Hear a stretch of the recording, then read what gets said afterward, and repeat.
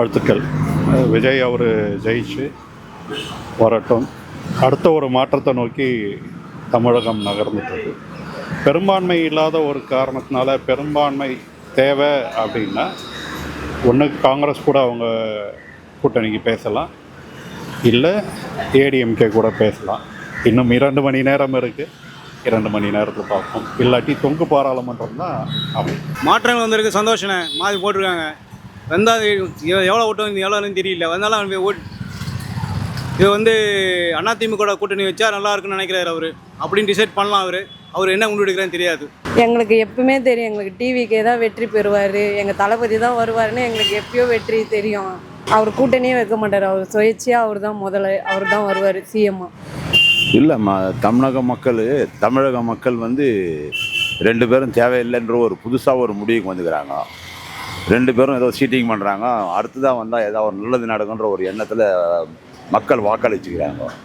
அதுவும் இல்லாத 20% வாக்கு அதிகரிச்சிருக்குது. 20% வாக்கு அதிகரித்து அதெல்லாம் விஜய்க்கு போயிருக்க வாய்ப்பு இருக்குது.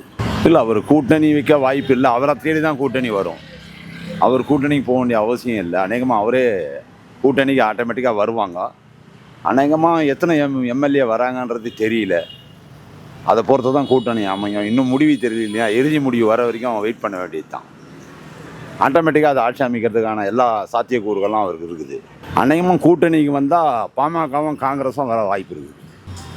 வரைக்கும் ஒரு ஆட்சி ஆண்டிருக்கிறோம். எம்ஜிஆரை பார்த்துருக்குறோம், கருணாநிதியை பார்த்துருக்குறோம், ஸ்டாலின் சாரையும் பார்த்தாச்சு. இப்போ அடுத்தால விஜய் சார் வந்திருக்காரு. மக்களுக்கு நல்லது செய்யட்டும், யார் செய்தால் செய்யட்டும், வரட்டும். நல்லது தான், சந்தோஷமாக தான் இருக்குது.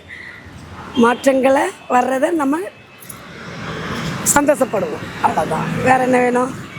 அவங்க கூட்டணியாக சேரணுன்னா, ஏன்னா ஏற்கனவே 2 பேருக்கு தான் பிரச்சனையில் போய் இருந்தது. இது வரைக்கும் கூட்டணியாக சேரணுன்னா எடப்பாடி கூட தான் கூட்டணியாக சேருவாங்களாங்கிறது ஒரு டவுட்டில் இருக்குது.